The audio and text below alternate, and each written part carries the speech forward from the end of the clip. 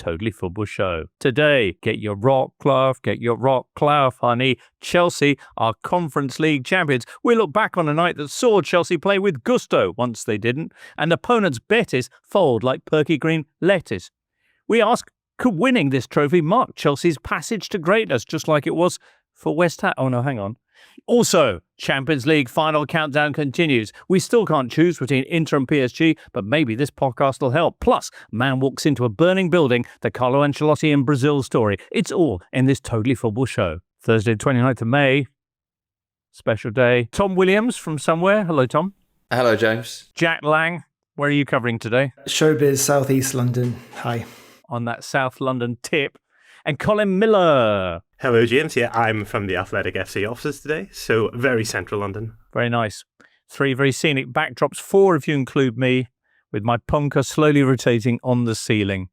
Lovely to see you all. It's cup time, cup final time, and we've got lots to discuss. Before we get into Chelsea's triumph and what awaits this weekend, just to say, since our last show was recorded, of course, we had the terrible events last Monday in Liverpool at the title parade. Events that could have been so much worse. It's a miracle no one was killed. And on a positive note, 7 people, the number's down, 7 people now in hospital as we record on this Thursday morning, and all thankfully are in stable condition.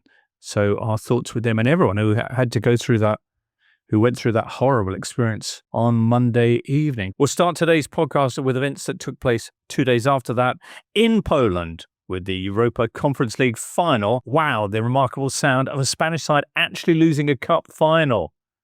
That hasn't happened against a non-Spanish team since 2001. Quite the record, but no match for the sheer footballing force that is Enzo Maresca's Chelsea. Woo! We're joined now by Simon Johnson, who was actually literally at the stadium to witness this happening.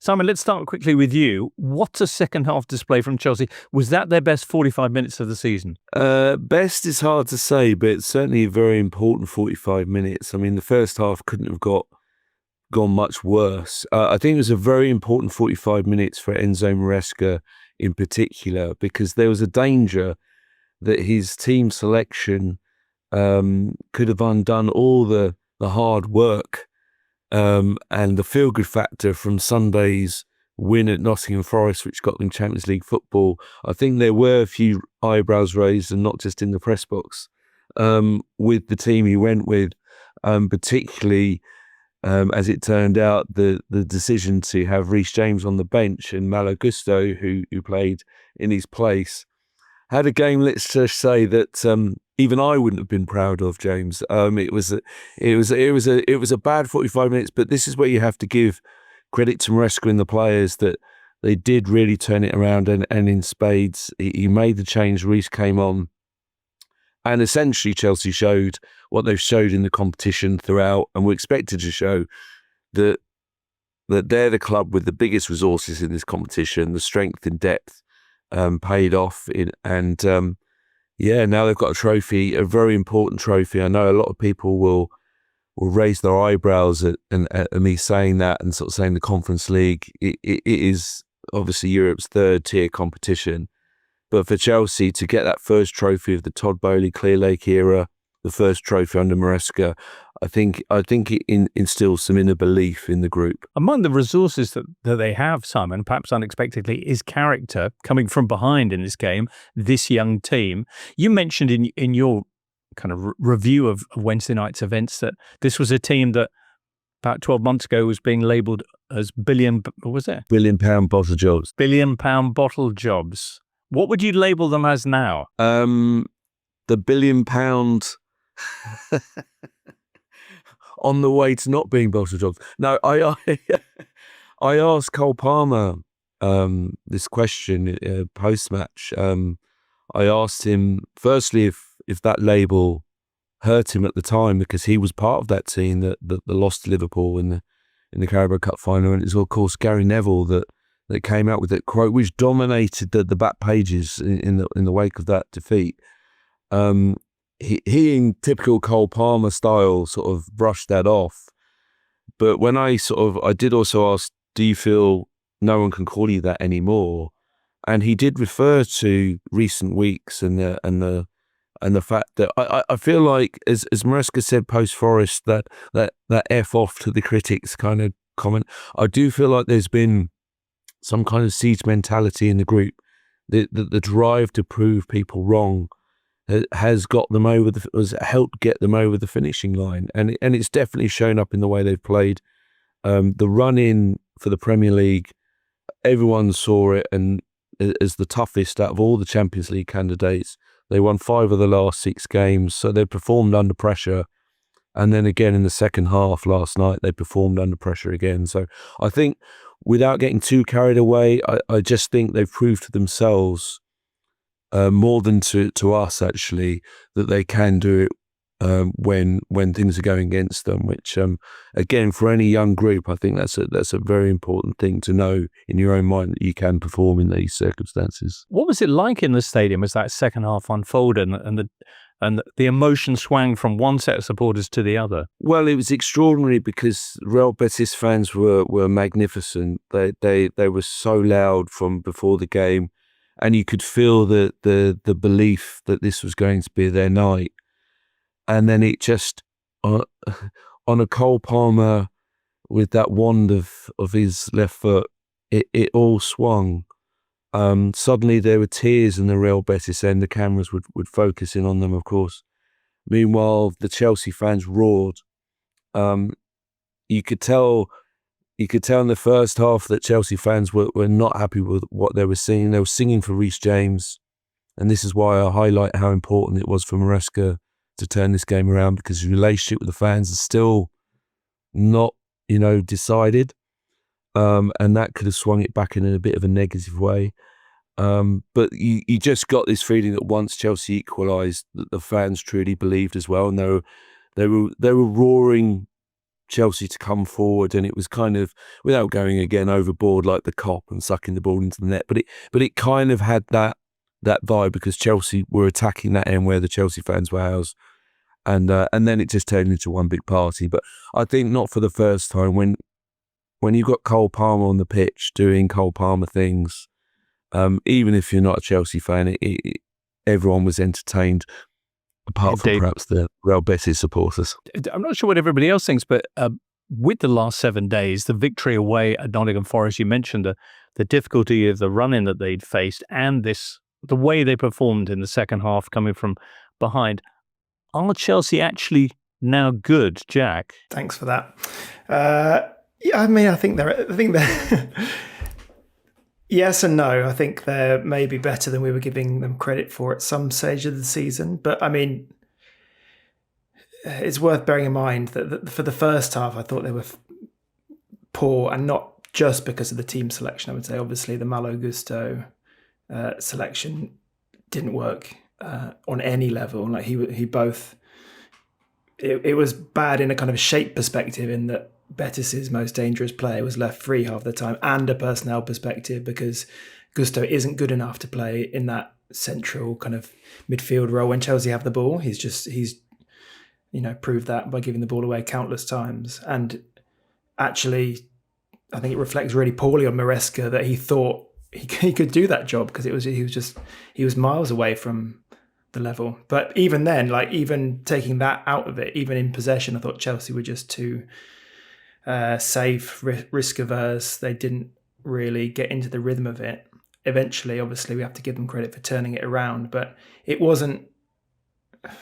It was half a commanding performance, I think, and it would give me reason to think that I think they are improving. I think they are getting to grips with what Maresca is asking them to do, but the reservations about the final destination, I think, will persist, because it's not really a thrilling style, unless Palmer sprinkling a bit of gold dust around does help, and I think he deserves credit for giving Palmer that freedom, but I think the rest of the team doesn't really fill me with joy. Betis deserve credit as well. I mean, one of the reasons that Chelsea was struggling so much, Colin, in the first half was that Betis came out of the blocks like a club who had the chance to win a European trophy for the first time in their 118 years of history or something. Yeah, well, quite. And this was Betis' first ever European final, and we talk about the Conference League being the third stage. That didn't matter.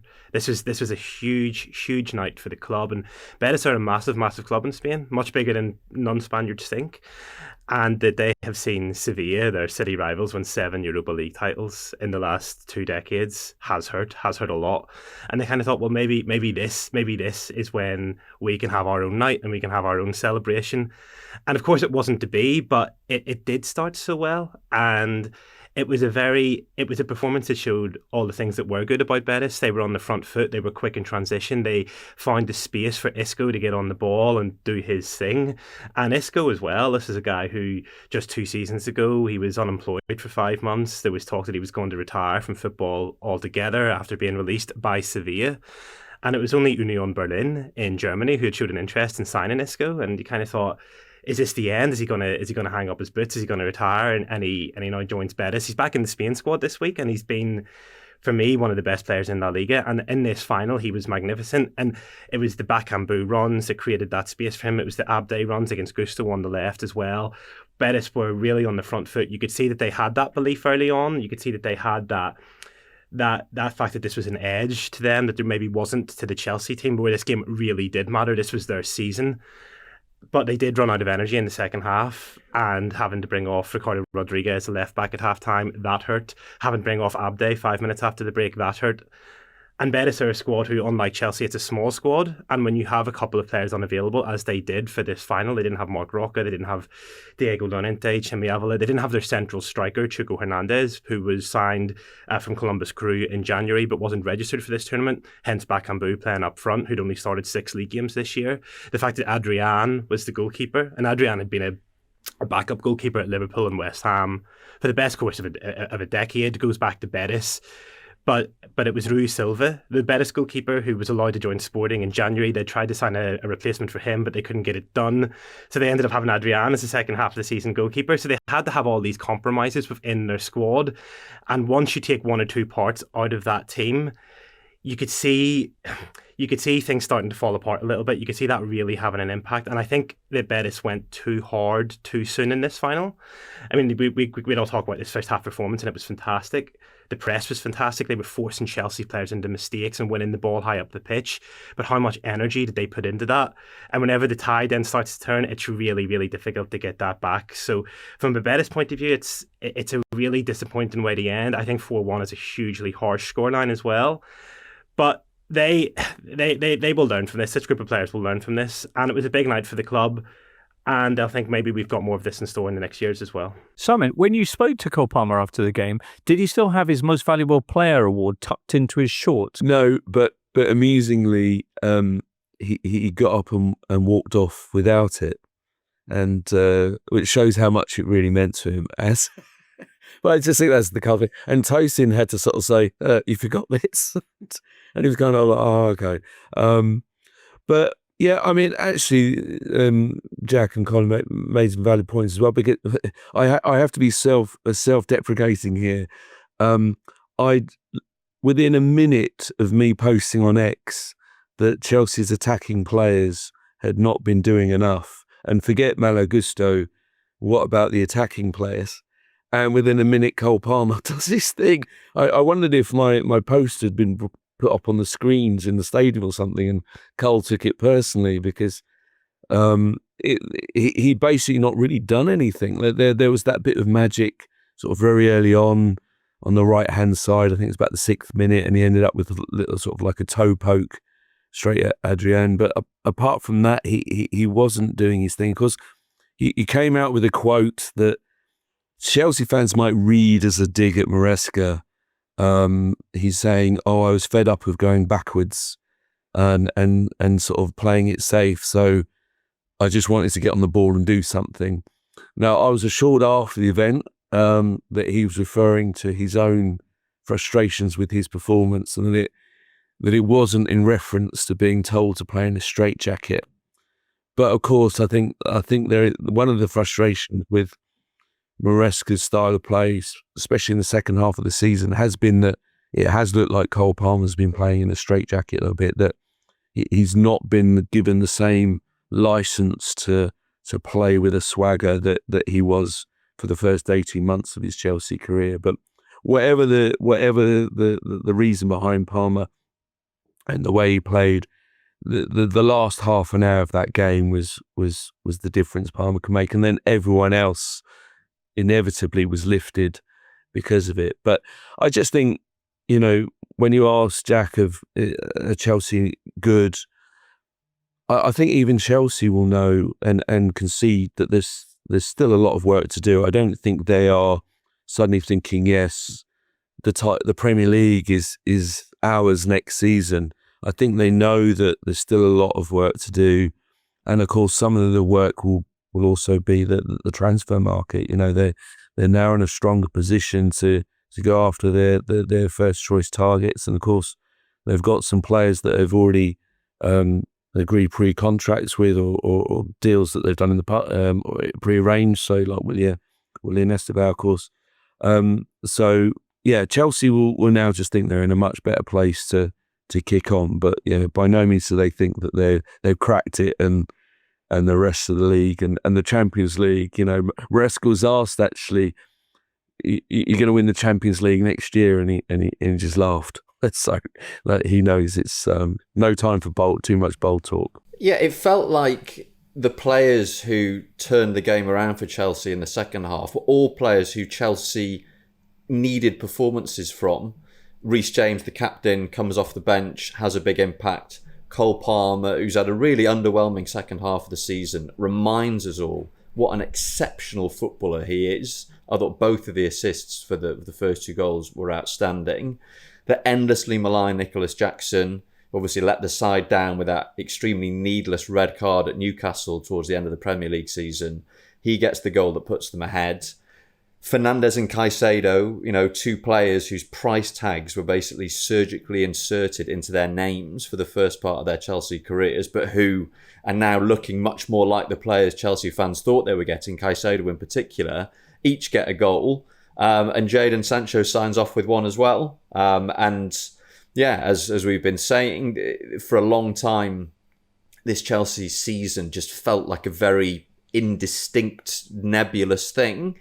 And it's ended up with them in the Champions League and completing their European trophy collection. So it's turned out pretty well. Simon, you've got to head off back home now from Poland, yeah? Yeah, yes, but it's understandably, you can imagine the Athletic want me to tell the story of the last 24, 48 hours. So I'm busy trying to get as many nuggets as I can from the party, for example, which took place in the team hotel overnight. Oh, right. What nugget, just before you leave us then, what's the top nugget from the party? Let's just say that Cucurella may have sung a certain song that is well connected to him. Simon, thank you so much. We look forward to reading what you dig up on The Athletic soon, and safe travels home. Thank you so much for joining us. Pleasure, guys. Have a good one. Simon Johnson there.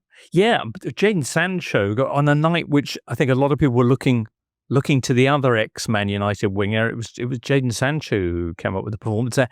Antony ended in tears. I mean, the theme of the last few days has been that, quite apart from the extremely miserable end to the season that Man United have had, their ex-players doing incredible things for other clubs.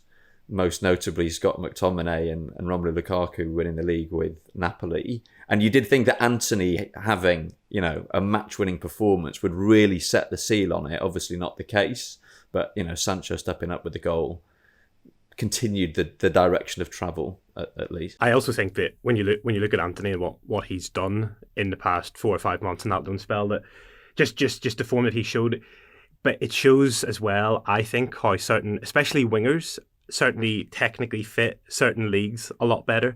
And I think Antony, and I think to the same degree, I think Jadon Sancho as well, excel a lot more against teams who are outside the Premier League, who don't have the same levels maybe of athleticism, and who could and they can maybe show that movement a little bit more and their technical skills a bit more as well. And I just think Antony, whilst he was up against Marc Cucurella, who's Spanish, obviously played in La Liga for a few years, that I think it showed.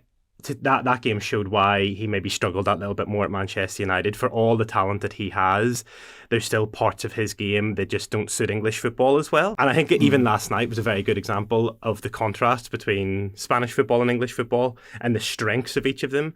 And the first half was certainly played on Betis' terms, second half was on Chelsea's terms. And I think that kind of greater athleticism, greater physicality definitely told through in the end as well. Watching Antony, I completely agree with Colin. Like, it's not just a it's not a size thing necessarily. Not all successful wingers at all. But if you compare Antony on a technical level to a Mo Salah, Bukayo Saka, he's not as good technically. That's clear. But he's not.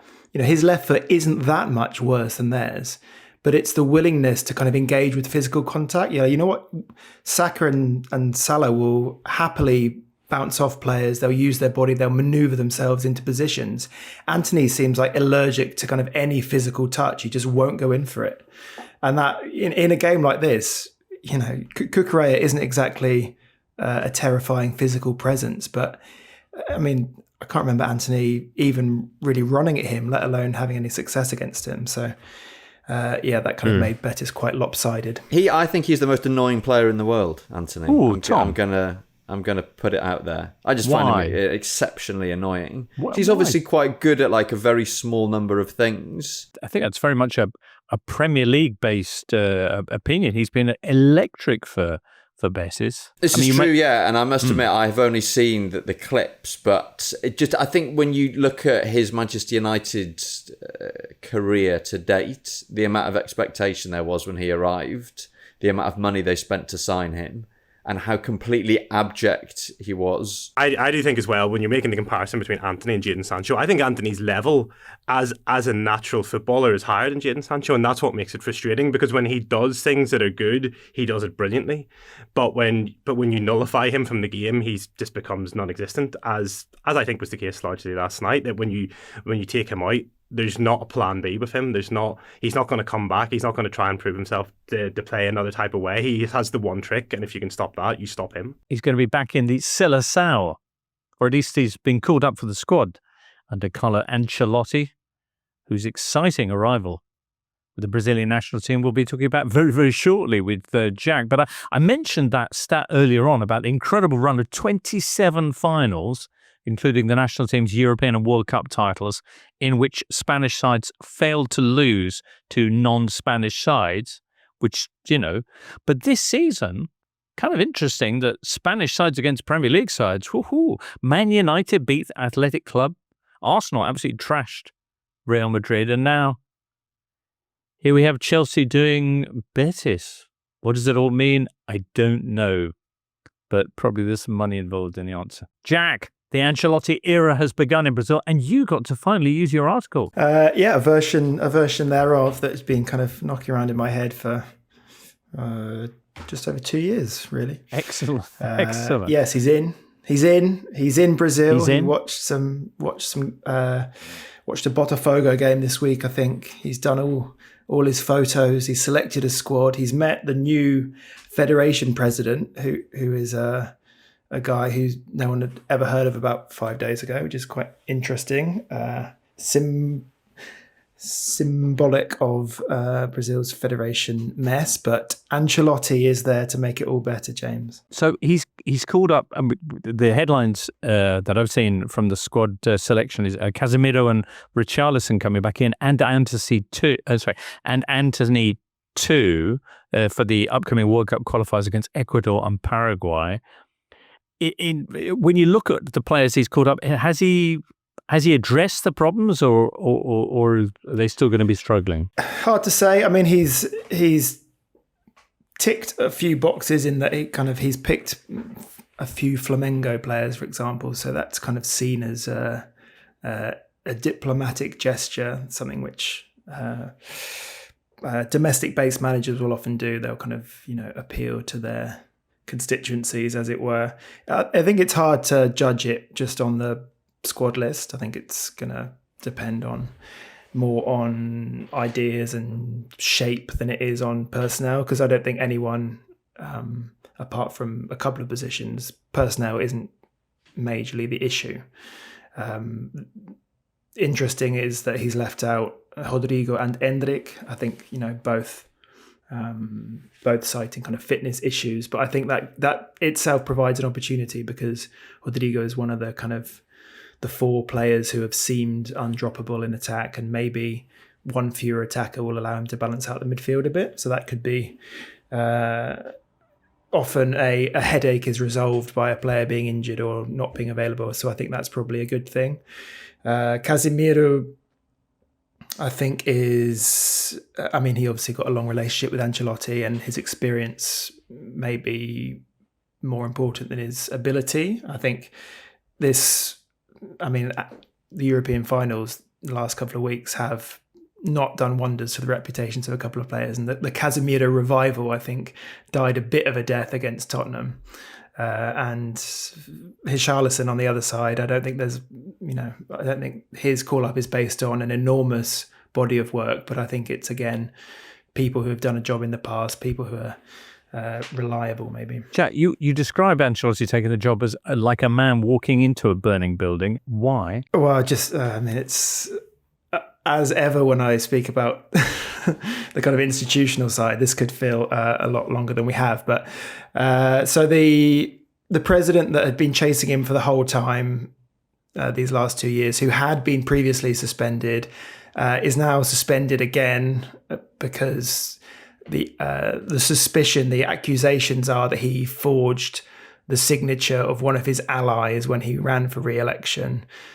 And so there were appeals to Brazil's Supreme Court over this. He was removed from his post and they were told to reorganize elections very quickly. The guy who has come in now, whose name is Samir Shoud, is a guy who has never run a football club, has never run any federation, has basically had no involvement in football to any major level ever.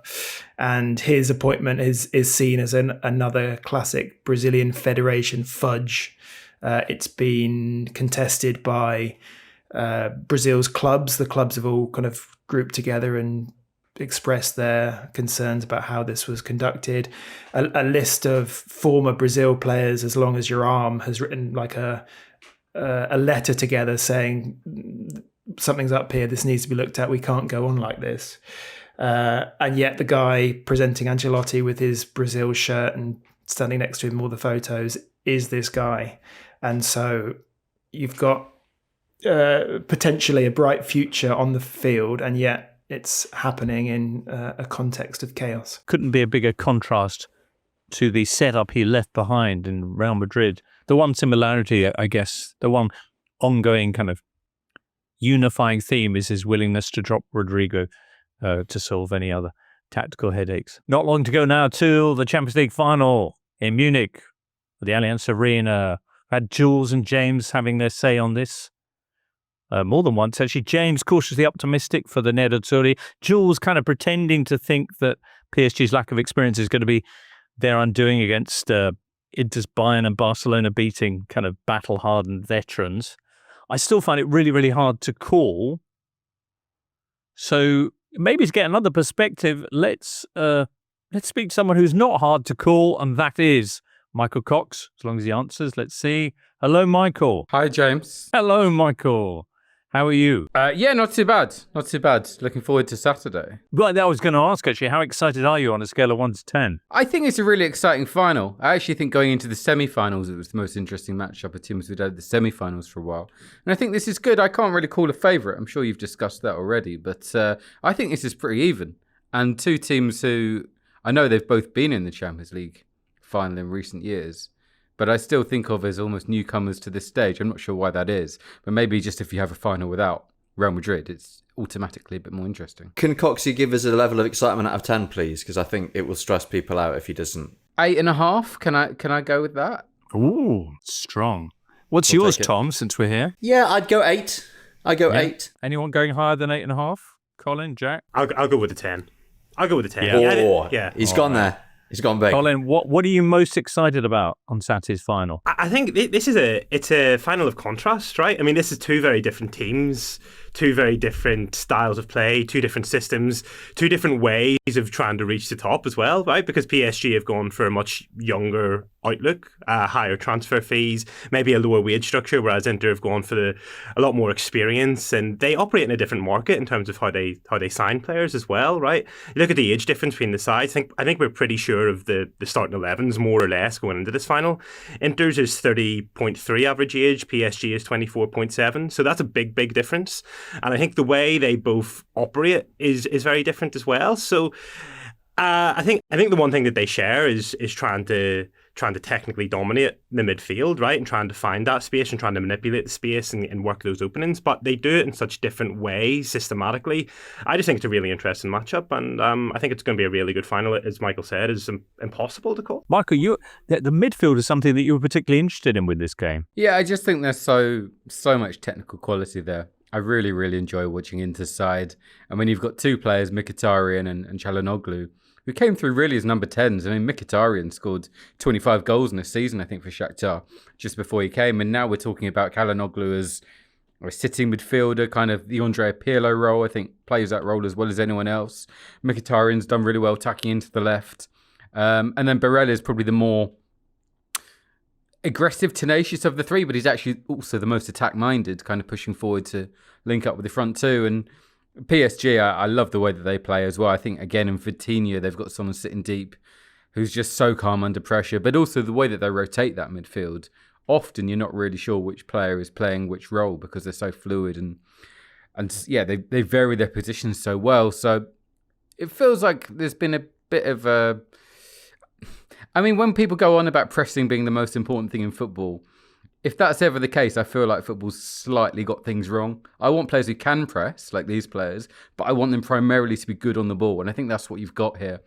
There's no lazy players. There's, pressing will be part of the game, but I think they're technical players who can press rather than, look, you're in the side to press. And I think that's basically what football should be all about.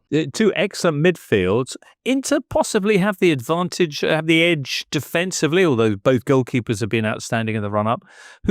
Who's got more firepower up front, Tom? I think both teams attack in really interesting ways. Obviously, PSG have got the false nine with Dembele, who's having this incredible breakout season, and the two wingers either side. But I think Inter's attack asks questions that a lot of leading teams aren't used to having to answer. There aren't many clubs at the top end of European football who play with a front two. And they work really well together. I mean, you think about the number of times we've seen Lautaro Martinez and Marcus Thuram, teeing each other up for goals. That incredible goal that Martinez scored at the outside of his right foot from a Thuram back heel against... Who was that against? Against someone. But the work that Thuram does in the channels, we saw that, particularly in the second leg of the semi-final against Barcelona. You've got the contribution from the wide players as well. And as Coxie was saying, that they get midfield players into the box probably slightly better, I think, than PSG do. So yeah, I think PSG have probably got more standout names when it comes to their attacking players. But I think the way that Inter attack is really interesting. And that the fact that that PSG's centre-backs will find themselves having to marshal two very slippery and very elusive centre forwards will really give them something to think about. Yeah, especially when the centre backs start piling in as well. Michael, come Saturday night, who's going to be celebrating and why? Can I put you on the spot like that? Well, having previously said, I don't think there's a clear favourite. I think it's tough. If I have to choose, I'd go for Inter. I think they're just a little bit more organised in the way that they attack. I think the key players, you ask about the attacking firepower, and Tom, obviously rightly mentions the front two who work really well. But I think the key players are the wing backs. I mean, Dumfries against Barcelona was just incredible. I actually think DiMarco could be the key player here because as good as Hakimi is, I think he does go to sleep a bit defensively, and sometimes the way that he plays, he gets caught quite high up the pitch. And DiMarco is just so good at making those runs. I mean, he's just the timing of the runs and obviously the ability to keep on doing it. I really think that channel could be quite crucial for Inter. So, yeah, if I have to choose, I'd go for Inter. All right. I mean, luckily you don't. But it's interesting to hear your reasoning there. one of the notions about this Interside, you can construct narratives for both teams, but one of the things about this Interside is the parallels with the 2010 Champions League winning lineup with a great goalkeeper, Julio Cesar then, and obviously Sommer now. But the wing backs back then, you had Maicon and now Denzel Dumfries. Lots of things, beating Barcelona in the semi-final, the big volcano erupting. Okay, we didn't have that one yet, but anyway. Jack, have you got a strong view on Saturday's game? I think in Inter's favour, it's worth remembering that they did beat Barcelona with both of the forwards half fit. I think, Thuram, as Tom said, Thuram and Lautaro really pose an interesting set of questions, and that's especially true if they can both run. So I would expect Inter to be more of an attacking force, actually, when they have those moments than they were against Barcelona. They still scored 7 goals against Barcelona over 2 legs. But I don't think, actually, the first leg, for example, was harem-scarem stuff. But I don't think Inter really actually played to their full potential as an attacking force. I think if they do so, they're going to cause PSG a lot of issues. I think I would ever so slightly come down on the side of Inter if pressed, but I think it's very, very evenly balanced. Michael, thank you very much for joining us. Pleasure. Michael Cox. Well, just a couple of other things, listener, for now. One is the fact that Mary Earps isn't going to Switzerland, but Cristiano Ronaldo probably is going to the Club World Cup. Should we start with that one? Cristiano Ronaldo's Al Nassr ended the season with that 3-2 defeat by Al Fateh and finished third in the Saudi Pro League on Monday. Chris has vowed to stay on and fight. Oh, no, hang on. He's posted to his X account, "This chapter is over. The story, ? Still being written. Grateful to all." So, Gianni Infantino has flagged up to influential people that he's going to get Cristiano Ronaldo in some way. And one of those 32 teams is going to have Cristiano Ronaldo surgically inserted. Who's it going to be, do you think? Is it Botafogo is one suggestion, maybe? Was it? But honestly, is there a more dispiriting modern football triumvirate than Gianni Infantino, Cristiano Ronaldo, and I Show Speed? I mean, imagine if it had Antony in it, Tom. Oh my God. I think we would have to fold the entire sport. Jack, is Cristiano going to be joining Botafogo for 1 month only? I mean, I may have to don't carry this at some point as it may be part of my journalistic duty to do some digging on that at some point in the next few days, but I'm not going to enjoy it. Right. Let me tell you that right now. Okay. I think it's an absolute circus, and any interest in it only helps prolong the circus. Well, I'm as a circus, I think it's going to be hugely entertaining and looking forward to it enormously. Colin, do you have strong views on Ronaldo? I don't have overly strong views. What I would say on this is we did think the biggest sort of sham about this Club World Cup was Inter Miami's very, very much forced entry into the competition.